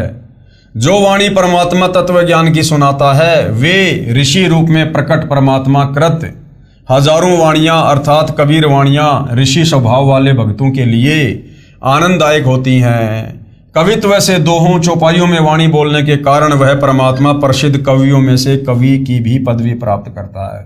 वह अमर परमात्मा सर्व की पालना की इच्छा करता हुआ प्रथम स्थिति में बड़ी पृथ्वी अर्थात ऊपर के लोकों में तीसरे धाम अर्थात सतलोक के तीसरे पृष्ठ पर तेजोमय शरीर युक्त गुम्मज में विराजमान है, वहां बैठा है। यही प्रमाण ऋग्वेद मंडल 9 सूक्त 54 मंत्र 3 में है कि परमात्मा सर्व लोकों के ऊपर के लोक में विराजमान है। एक लोक काल का 21 ब्रह्मांड, दूसरा लोक अक्षर पुरुष का शासंग ब्रह्मांड और तीसरा लोक है शतलोक। और शतलोक में भी 3 भाग हैं। उस तीसरे भाग में परमात्मा विराजमान है सिंहासन पर। विवेचन ऋग्वेद मंडल 9 सूक्त 96 मंत्र 19 का भी आर्य समाज के विद्वानों ने ही अनुवाद किया है।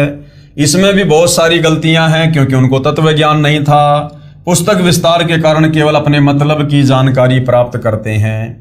इस मंत्र में चौथे धाम का वर्णन है, जो आप जी सृष्टि रचना में पढ़ेंगे उसमें पूर्ण जानकारी होगी। पढ़े इसी पुस्तक के पेज नंबर 389 पर। चौथा धाम यानी सतलोक, ऊपर के लोकों में जो अजरो अमर और जो अविनाशी लोक हैं, ऊपर के 4 लोक, उनमें सबसे पहले है सतलोक, दूसरे नंबर पे है अलख लोक, तीसरे नंबर पे है अगम लोक और चौथे नंबर पर है अनामी लोक। तो अनामी लोक में परमात्मा सिंहासन पर विराजमान रहते हैं। परमात्मा ने ऊपर के 4 लोक अजर अमर रचे हैं, यानी सतलोक से लेकर अनामी लोक है वो अजरो अमर है, वो कभी विनाश में नहीं आता और ना उन लोकों में रहने वाली आत्माएं कभी मरती हैं। नंबर 1 है अनामी लोक जो सबसे ऊपर है, नंबर 2 है अगम लोक, नंबर 3 है अलख लोक और चौथा है सतलोक। हम पृथ्वी लोक पर हैं, यानी हम काल के 21 ब्रह्मांड की इस पृथ्वी पर हैं। यहां से ऊपर के लोकों की गिनती करेंगे तो एक सतलोक है, दूसरा अलख लोक है, तीसरा अगम लोक, चौथा अनामी लोक गिना जाता है। वो चौथे धाम में बैठकर यानी अनामी लोक में बैठकर परमात्मा ने सर्व ब्रह्मांड व लोकों की रचना की थी सर्वप्रथम। शेष रचना सतलोक में बैठकर की थी।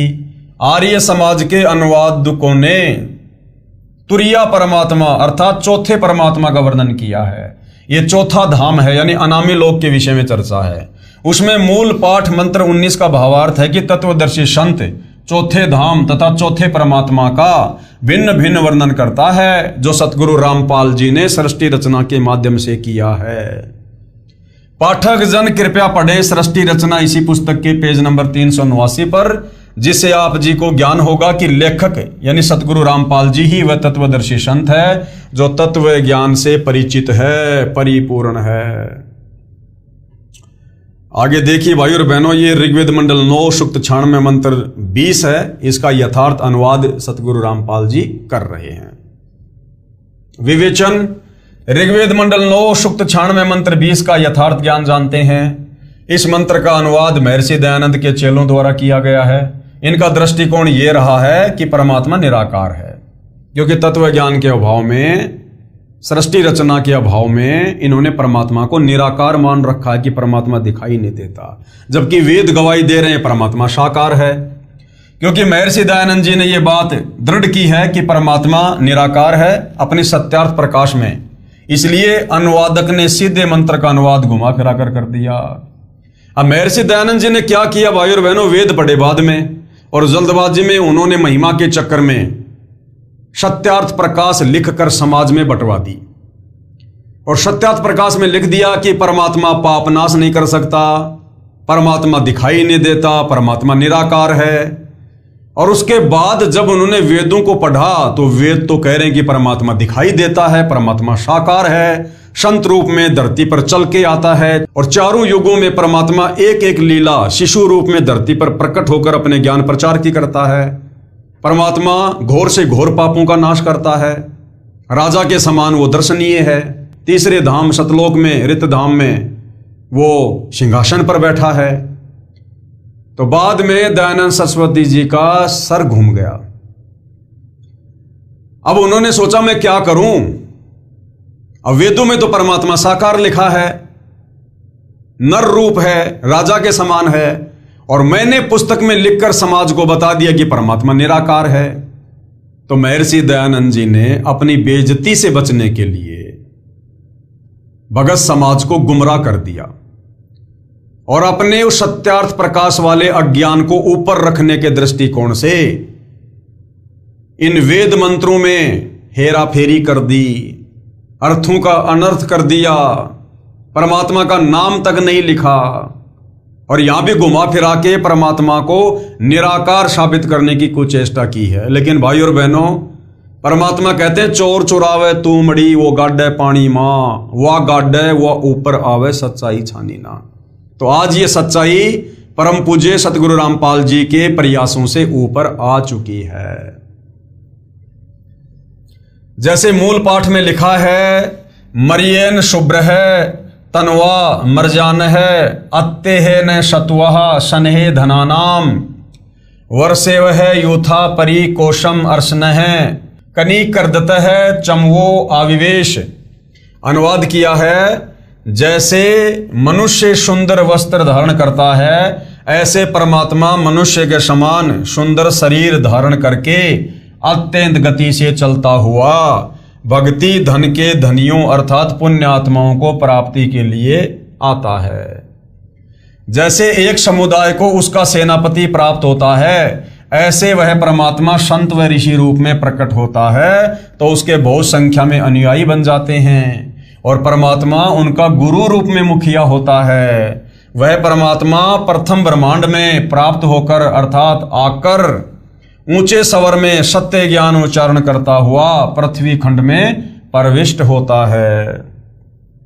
भावार्थ, जैसे पूर्व में वेद मंत्र में कहा है कि परमात्मा ऊपर के लोक में रहता है, वहां से गति करके अपने रूप को अर्थात शरीर के तेज को सरल करके पृथ्वी पर आता है। इस ऋग्वेद मंडल 9 सूक्त 86 मंत्र 20 में उसी की पुष्टि की है। कहा है कि जैसे मनुष्य वस्त्र धारण करता है, ऐसे अन्य शरीर धारण करके परमात्मा मानव रूप में पृथ्वी पर आता है। और धनानाम का अर्थ है दृढ़ भक्तों, अच्छी पुण्यात्माओं को प्राप्त होता है, उनको वाणी उच्चारण करके तत्व ज्ञान सुनाता है। विवेचन, ये ऋग्वेद मंडल 9 सूक्त 96 मंत्र 16 से 20 की फोटोकॉपियां हैं, जिनका हिंदी अनुवाद महर्षि दयानंद सरस्वती आर्य समाज प्रवर्तक के दिशा निर्देश से उनके आर्य समाजी चेलों ने किया है। ये अनुवाद कुछ कुछ ठीक है परंतु ज्यादातर गलत है। पहले अधिक ठीक या कुछ कुछ गलत था जो मेरे द्वारा शुद्ध करके विवेचन में लिख दिया गया है। अब अधिक गलत को शुद्ध करके लिखता हूं। अब जो इन्होंने घास काट रखी है पूरी तरह से, अब सतगुरु रामपाल जी उसको शुद्ध करके लिख रहे हैं। ऋग्वेद मंडल 9 सूक्त 96 मंत्र 16 में कहा है कि हे परमात्मा, आपका जो गुप्त वास्तविक श्रेष्ठ नाम है उसका ज्ञान कराओ। प्रिय पाठकों, जैसे भारत के राजा को प्रधानमंत्री कहते हैं, ये उनकी पदवी का प्रतीक है। उनका वास्तविक नाम कोई अन्य ही होता है। जैसे पहले प्रधानमंत्री जी श्री पंडित जवाहरलाल नेहरू जी थे, जवाहरलाल उनका वास्तविक नाम है। इस मंत्र 16 में कहा कि हे परमात्मा, आपका जो वास्तविक नाम है, क्योंकि इस परमेश्वर की पदवी के तो लाखों करोड़ों नाम है। सत्य पुरुष कह दो, अजरो अमर परमात्मा कह दो, शब्द स्वरूपी राम कह दो, अकाल मूर्त कह दो, अमित ओजा कह दो, लेकिन उनका वास्तविक नाम क्या है? उस नाम का हमें ज्ञान करवाइए। वह उपासना करने का शवचलित शस्त्र के समान अज्ञान रूपी गंध को नाश करके पाप नाशक है। आप अपने उस सत्य मंत्र का हमें ज्ञान करवाइए। हे अमर परमेश्वर, आपका वह मंत्र श्वासों द्वारा नाक आदि इंद्रियों से श्वास श्वास से जपने से विद्युत जैसी गति से अर्थात शीघ्रता से भक्ति धन से परिपूर्ण करके ऐश्वर्य को तथा मोक्ष को प्राप्त करवाइए।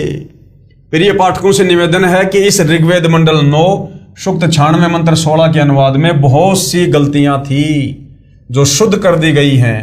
प्रमाण के लिए मूल पाठ में अभिवाजम शब्द है, इसका अनुवाद नहीं किया गया है। इसके स्थान पर अभिगमे शब्द का अर्थ जोड़ा है जो मूल पाठ में नहीं है। ऋग्वेद मंडल 9 सूक्त 96 मंत्र 17 के अनुवाद में भी बहुत गलतियां हैं जो आर्य समाजियों द्वारा अनुवादित है। अब शुद्ध करके लिखता हूं। जैसा कि पूर्वोक्त ऋग्वेद मंडल 9 सूक्त 86 मंत्र 82 के मंत्रों में प्रमाण है कि परमात्मा अपने शाश्वत स्थान से जो धूल लोक के तीसरे स्थान पर विराजमान है वहां से चलकर पृथ्वी पर जानबूझकर किसी खास मकसद से प्रकट होता है। परमात्मा सर्व ब्रह्मांडों में बसे प्राणियों की परवरिश 3 स्थिति में करते हैं। पहली स्थिति है परमात्मा ऊपर सतलोक अर्थात अविनाशी धाम में सिंहासन यानी तख्त पर बैठकर सर्व ब्रह्मांडों का संचालन करते हैं।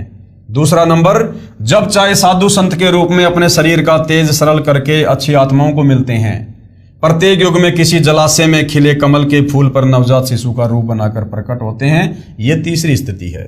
और फिर वहां से क्या होता है, निसंतान दंपत्ति अपने घर ले जाते हैं। बचपन से ही वह परमात्मा अपना वास्तविक भक्ति ज्ञान, जिसे तत्व ज्ञान भी कहते हैं, चौपाइयों, दोहों, साखियों व कविताओं के रूप में सुनाते हैं। जैसे 650 साल पहले आदरणीय रामदेवानंद जी को परमात्मा मात्र 5 वर्ष की लीला में उम्र से ही उनके गुरु बनकर ज्ञान समझाने लग गए थे। जैसे सन 1398 विक्रमी संवत 1455 में परमात्मा अपने निज स्थान से चलकर भारतवर्ष के काशी शहर के बाहर लहरतारा नामक जलाशय में कमल के फूल पर शिशु रूप धारण करके प्रकट हुए थे। वहां से न्यूरू नीमा जुलाहा दंपत्ति अपने घर ले गए थे। धीरे धीरे परमात्मा बड़े हुए, कबीर वाणी बोलकर ज्ञान सुनाया था। प्रमाण ऋग्वेद मंडल 9 सूक्त 1 मंत्र 9 में है जो आर्य समाज के आचार्यों द्वारा अनुवादित है। उसमें भी कुछ गलती है, ज्यादा नहीं है। ये ऋग्वेद मंडल 9 सूक्त 1 मंत्र 9 की फोटोकॉपी है। विवेचन, ये फोटोकॉपी ऋग्वेद मंडल 9 सूक्त 1 मंत्र 9 की है। इसमें स्पष्ट है कि अमर परमात्मा जब शिशु रूप में प्रकट होता है तो उसकी परवरिश की लीला कुंवारी गायों द्वारा होती है। यही प्रमाण कबीर सागर के अध्याय ज्ञान प्रकाश में है कि जिस परमेश्वर कबीर जी को नीरू नीमा अपने घर ले गए, तब शिशु रूपधारी परमात्मा ने न अन्न खाया न दूध पिया।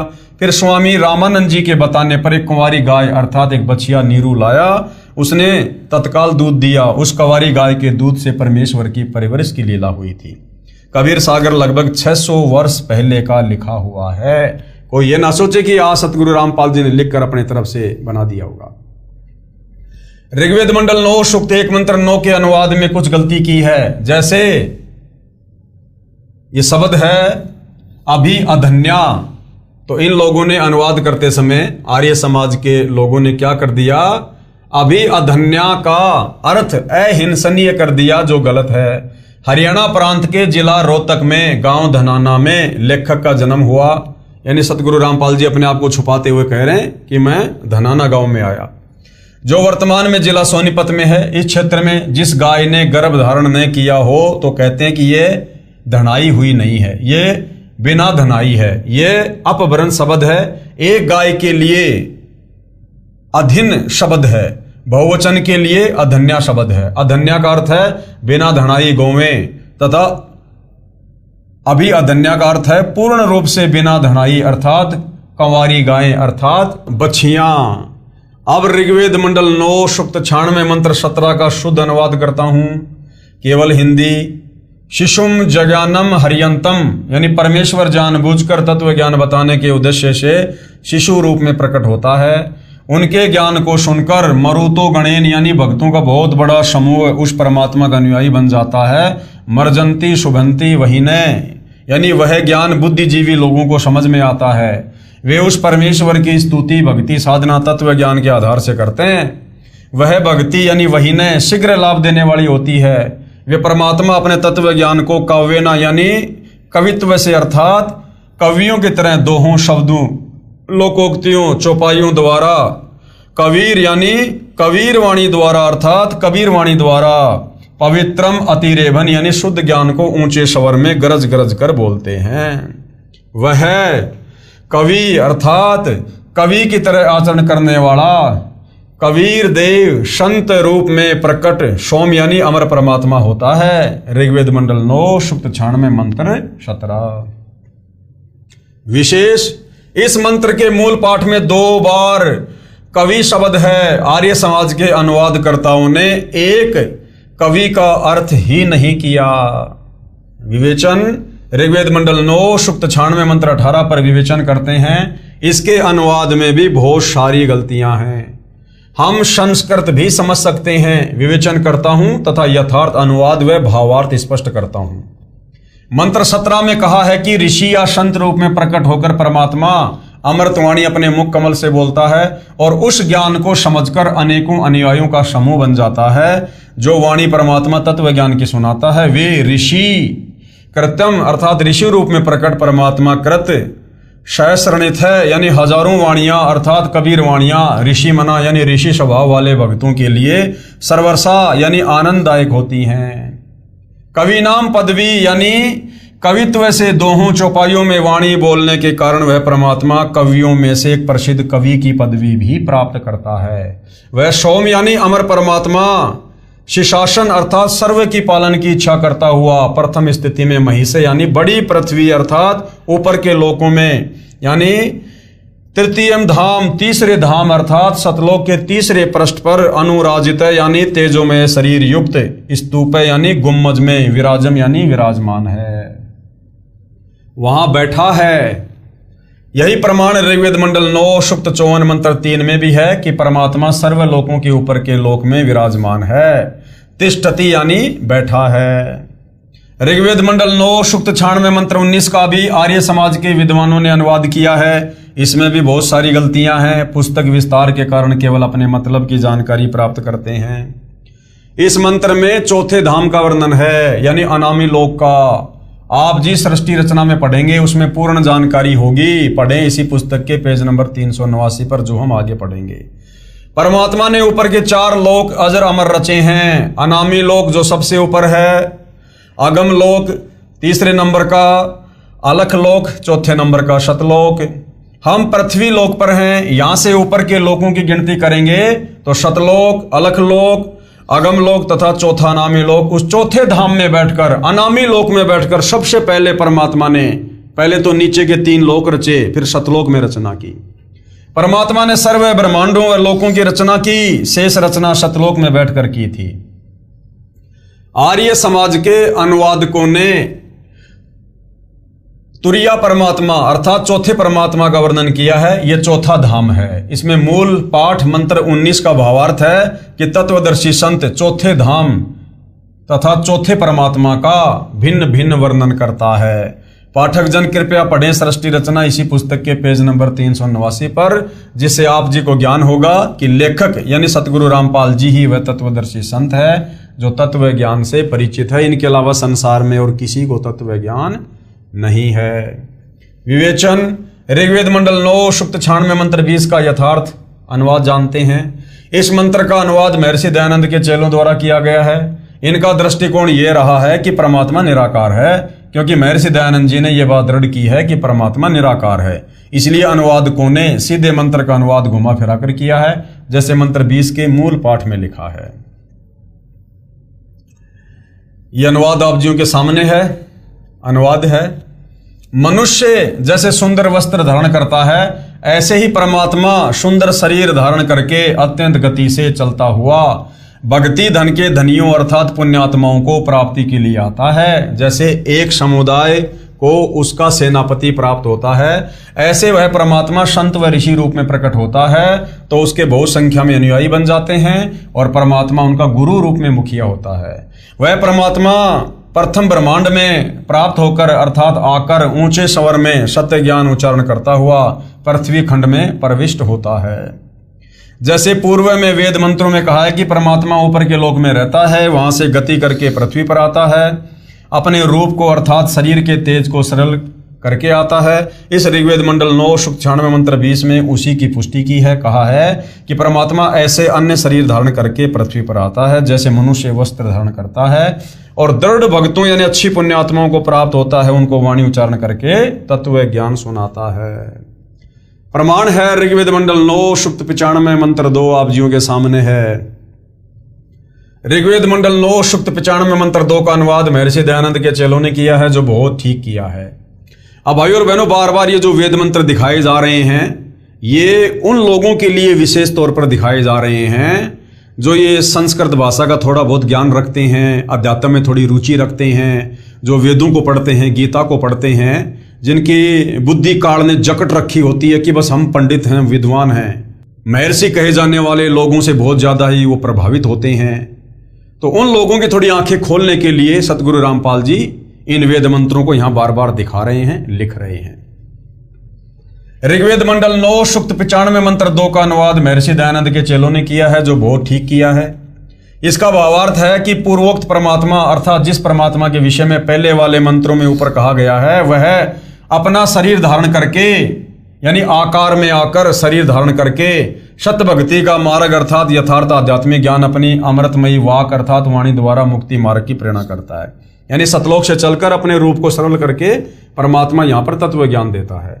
वह मंत्र ऐसा है जैसे नाविक नौका में बैठाकर पार कर देता है, ऐसे ही परमात्मा शत भक्ति मार्ग रूपी नौका के द्वारा साधक यानी भगत को संसार रूपी दरिया से पार करता है।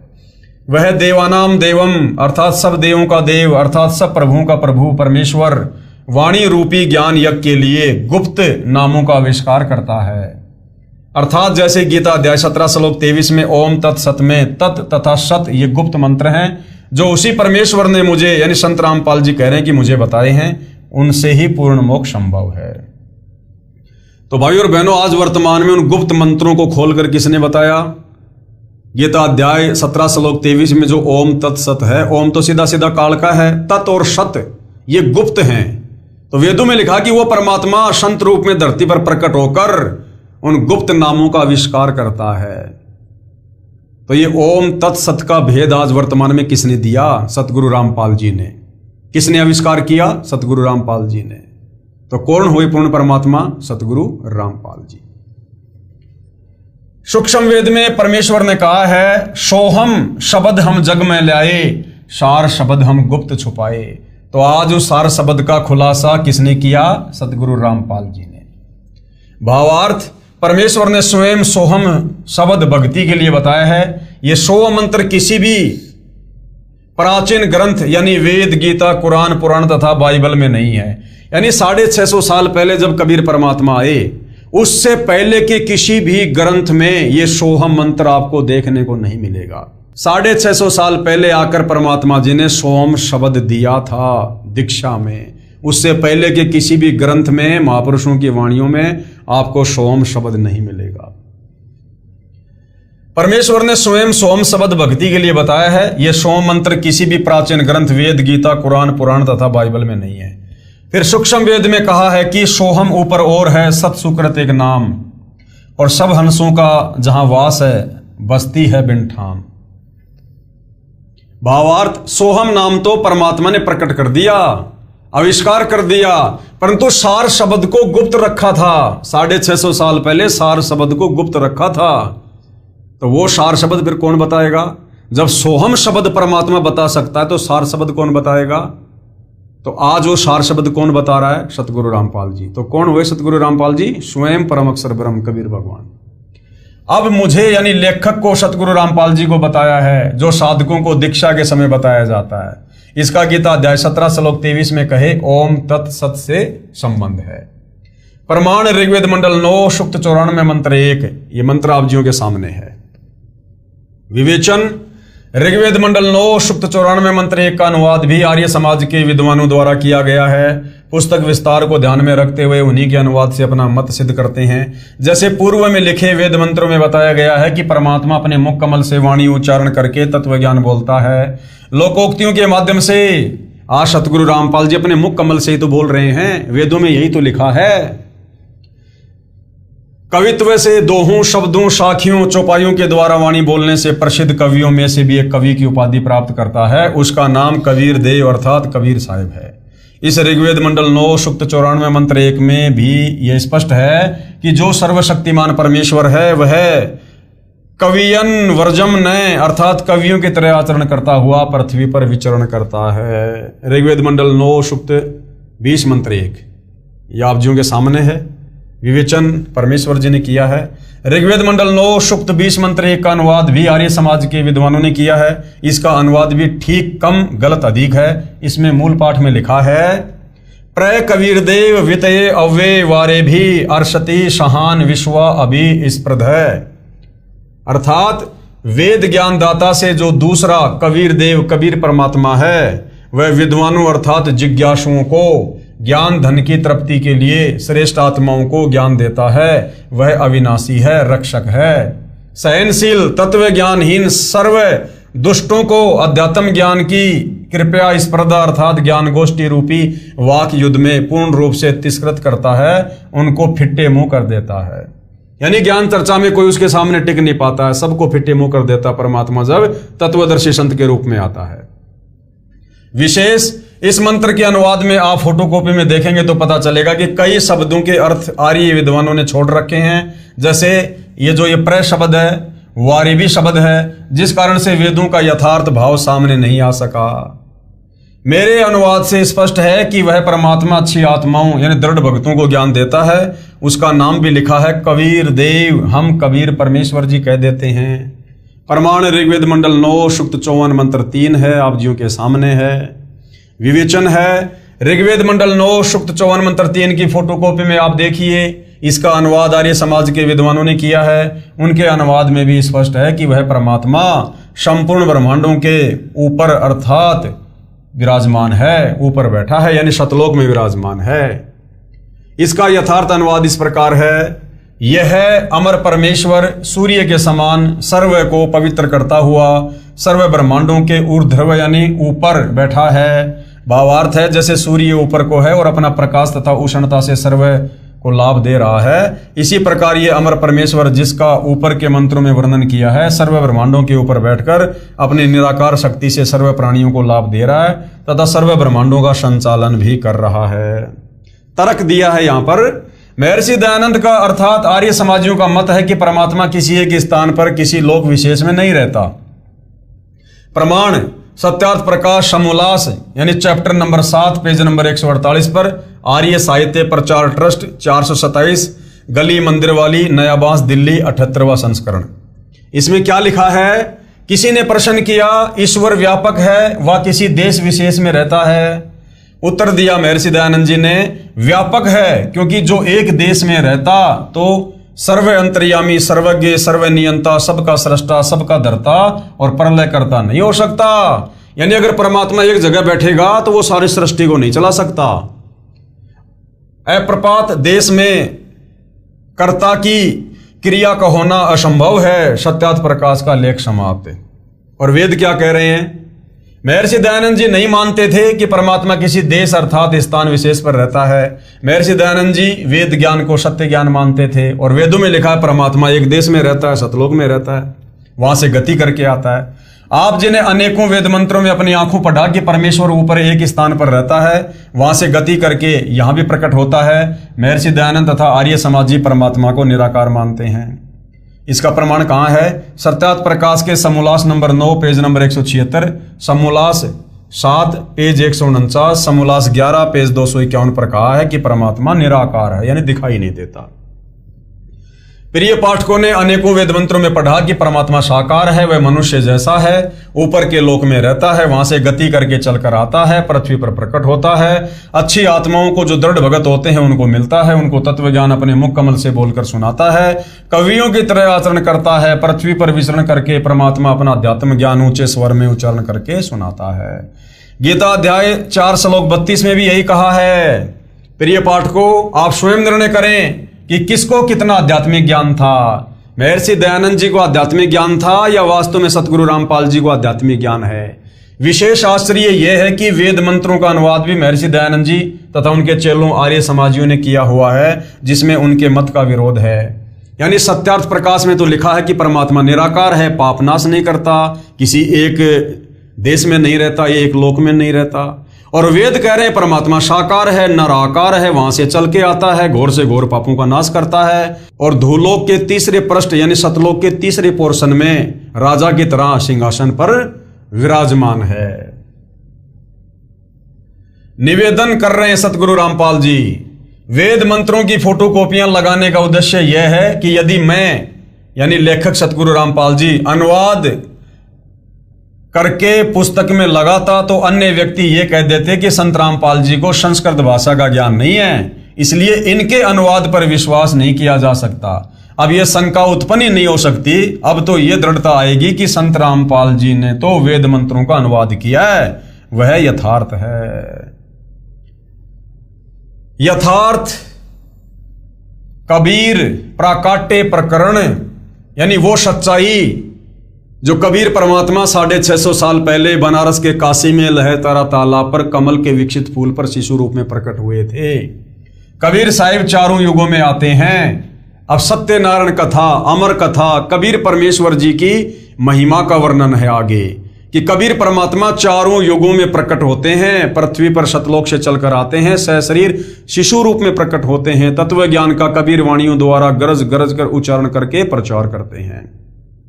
तो भाइयों और बहनों, सतगुरु रामपाल जी ने जनता की अदालत में, जनता के सामने सर्व धर्मशास्त्रों को जिनको वो प्रमाणित मानते हैं दिखा दिखा कर क्लियर कर दिया कि परमात्मा का नाम कबीर है, वो सहशरीर है, सतलोक में रहता है, अच्छी आत्माओं को धरती पर आकर मिलता है, उनको तत्व ज्ञान देता है, घोर से घोर पापों का नाश करता है। और उसी परमात्मा की महिमा चारों वेद गा रहे हैं, गीता जी गा रही हैं, और उसी परमात्मा की सतभक्ति यानी शास्त्र अनुकूल साधना करने से ही हमें मोक्ष मिलेगा। और वो शास्त्र अनुकूल साधना वो परमात्मा खुद गीता अध्याय 4 श्लोक 34 के अनुसार तत्वदर्शी संत के रूप में धरती पर प्रकट होकर स्वयं ही देता है। तो क्लियर हो गया कि वो कबीर भगवान आज धरती पर सतगुरु रामपाल जी हैं। तो भाइयों और बहनों, कबीर परमात्मा चारों युगों में आते हैं और इस कलयुग में लगभग 650 साल पहले वो कबीर नाम से प्रकट हुए और किस प्रकार से उन्होंने क्या क्या लीला की, किस प्रकार से उनकी बाल्यकाल में लीलामय तरीके से परवरिश हुई, इन तमाम जानकारियों को हम अगले एपिसोड में समझेंगे। तब तक पूज्य गुरुदेव भगवान हम सबको आज्ञा दें, आशीर्वाद दें, सद्बुद्धि दें, हमारा मार्गदर्शन करें। बंदी छोड़ सतगुरु रामपाल जी परमेश्वर जी की जय हो।